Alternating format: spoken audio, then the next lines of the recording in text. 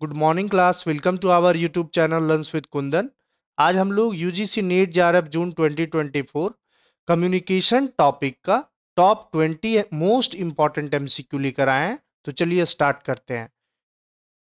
Question number 1 आपके screen पे है। आप क्वेश्चन को ध्यान से पढ़िए और करेक्ट ऑप्शन को चूज कीजिए। क्वेश्चन बोलता है, which of the following models of communication is characterized by sender transmitting a message to a receiver who then provide feedback। जल्दी से बताइए कि संचार के निम्नलिखित में से किस मॉडल की विशेषता यह है कि प्रेषक संदेश को प्राप्तकर्ता को प्रेषित करता है जो फिर प्रतिक्रिया प्रदान करता है।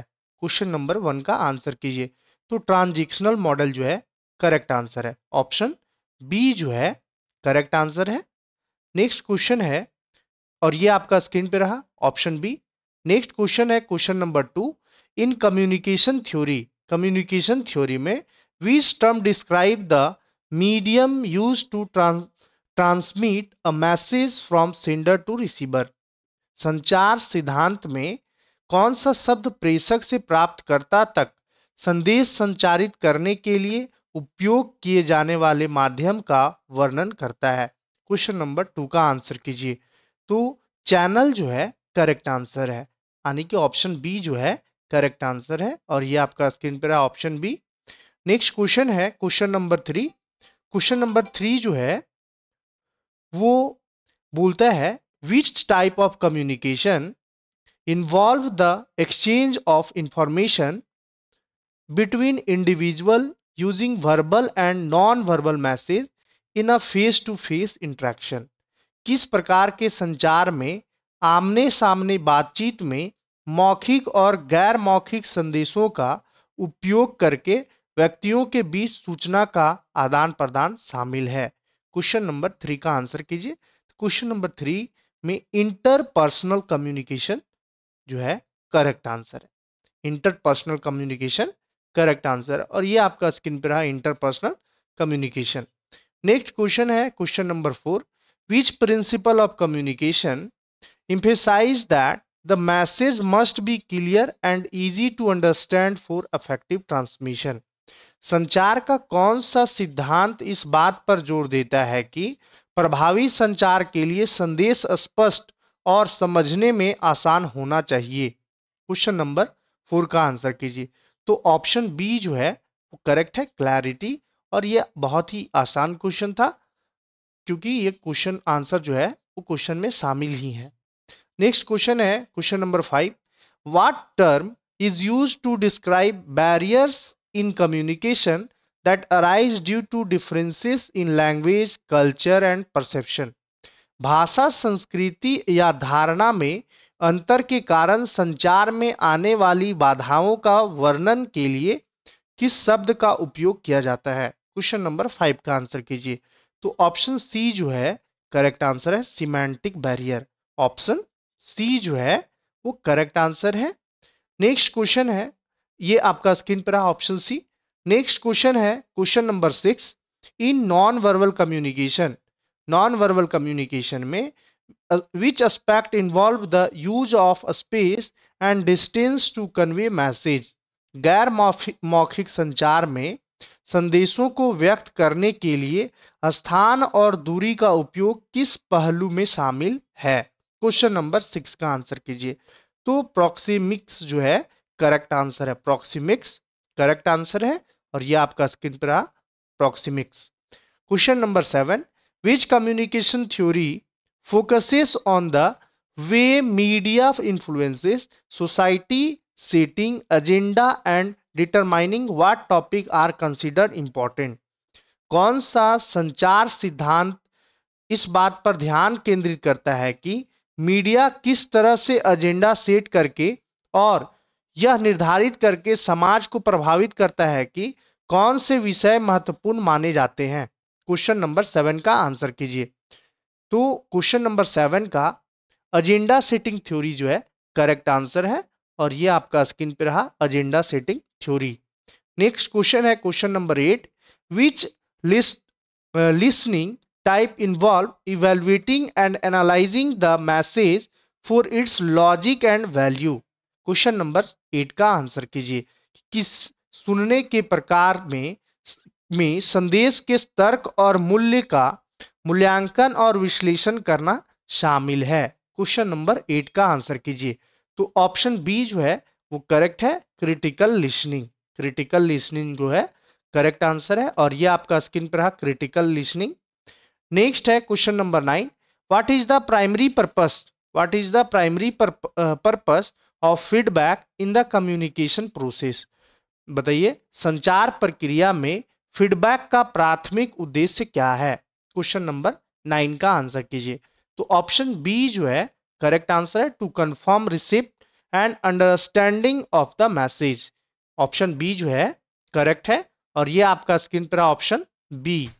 नेक्स्ट है question number 10, which communication style is characterised by expressing thoughts and feelings honestly and directly while respecting others. Question number 10 का आंसर कीजिए। तो ऑप्शन सी जो है करेक्ट है, असर्टिंग कम्युनिकेशन में, यानी कि दूसरों का सम्मान करते हुए विचारों और भावनाओं को ईमानदारी और सीधे व्यक्त करने की विशेषता किस संचार शैली में है, तो मुखर संचार में है, असर्टिव कम्युनिकेशन में है। ऑप्शन सी जो है करेक्ट है, और ये आपका स्क्रीन पे रहा ऑप्शन सी। नेक्स्ट है क्वेश्चन नंबर 11। क्वेश्चन नंबर 11 कहता है कि in the context of organisational communication, organisational communication के संदर्भ में which method involve sharing information within same hierarchical level in the organisation.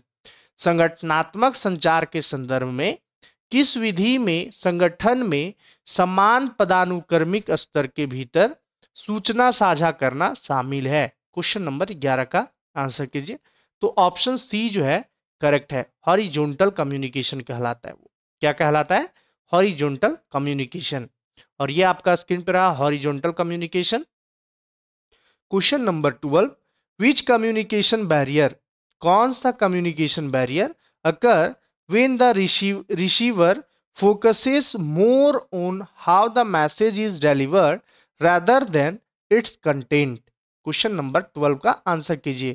Question number 12 का ऑप्शन सी जो है करेक्ट आंसर है, परसेप्चुअल बैरियर। परसेप्चुअल बैरियर जो है वो करेक्ट है, अवधारणात्मक बाधाएं जो है वो करेक्ट आंसर है। और नेक्स्ट है, और ये आपका स्क्रीन पे रहा परसेप्चुअल बैरियर। नेक्स्ट क्वेश्चन है क्वेश्चन नंबर 13, विच कम्युनिकेशन मॉडल, कौन सा कम्युनिकेशन मॉडल में include the element of sender message channel receiver noise and is non for its simplicity. किस संचार मॉडल में प्रेषक, संदेश, चैनल, रिसीवर और शोर के तत्व शामिल हैं और यह अपनी सरलता के लिए जाना जाता है। क्वेश्चन नंबर 13 का आंसर कीजिए। तो ऑप्शन सी जो है वो करेक्ट है, शैनॉन वीवर मॉडल जो है वो करेक्ट आंसर है। शैनॉन वीवर मॉडल जो है वो करेक्ट आंसर है। क्लियर है। नेक्स्ट क्वेश्चन है, ये आपका स्क्रीन पे रहा। नेक्स्ट क्वेश्चन है question number 14, in communication what is the process of interpreting a sender's message known as. क्वेश्चन नंबर 14 का आंसर कीजिए। तो डिकोडिंग बोला जाता है, ये आपको पता होगा कि संचार में प्रेषक के संदेश की व्याख्या करने की प्रक्रिया को क्या कहते हैं, तो डिकोडिंग कहते हैं। क्या कहते हैं, डिकोडिंग कहते हैं, और ये आपका स्क्रीन पर रहा डिकोडिंग। नेक्स्ट है question number 12। Question number 15, which term refer to the specialised language used by particular professional or group. कौन सा शब्द किसी विशेष पेशे या समूह द्वारा उपयोग की जाने वाली विशेष भाषा को संदर्भित करता है। क्वेश्चन नंबर 15 का आंसर कीजिए। क्वेश्चन नंबर 15 का जार्गन जो है वो करेक्ट है, यानी कि शब्द जाल जो है करेक्ट आंसर है, और ये आपका स्क्रीन पे रहा जार्गन, शब्द जाल। नेक्स्ट है question number 16, which form of non verbal communication, कौन गैर मौखिक संचार के किस रूप में शरीर की हरकतों और चेहरे के भावों की व्याख्या शामिल है, यानी कि which form of non verbal communication involve the interpretation of body movement and facial expression. जल्दी से क्वेश्चन नंबर 16 का आंसर कीजिए। तो काइनेसिक जो है वो करेक्ट आंसर है, काइनेसिक्स जो है वो करेक्ट है, और ये आपका स्क्रीन पे रहा काइनेसिक्स। नेक्स्ट है question number 17। What type of listening involve understanding the speakers emotion and feelings. किस प्रकार के सुनने में वक्ता की भावनाओं को समझना शामिल है। क्वेश्चन नंबर 17 का आंसर कीजिए। तो ऑप्शन सी जो है वो करेक्ट आंसर है। ऑप्शन सी जो है वो करेक्ट है। इम्पैथिक लिसनिंग जो है वो करेक्ट है, और ये आपका स्क्रीन पे रहा इम्पैथिक लिसनिंग, सहानुभूतिपूर्ण सुनना। नेक्स्ट है question number 18। In team setting which communication role is responsible for ensuring that every member's ideas are heard and considered। Question number 18 का आंसर कीजिए।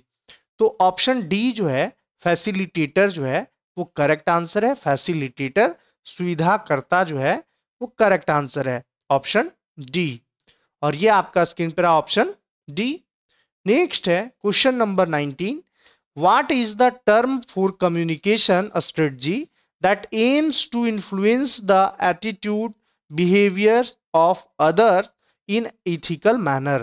संचार रणनीति के लिए क्या शब्द है जिसके उद्देश्य नैतिक तरीके से दूसरों के दृष्टिकोण या व्यवहार को प्रभावित करना है।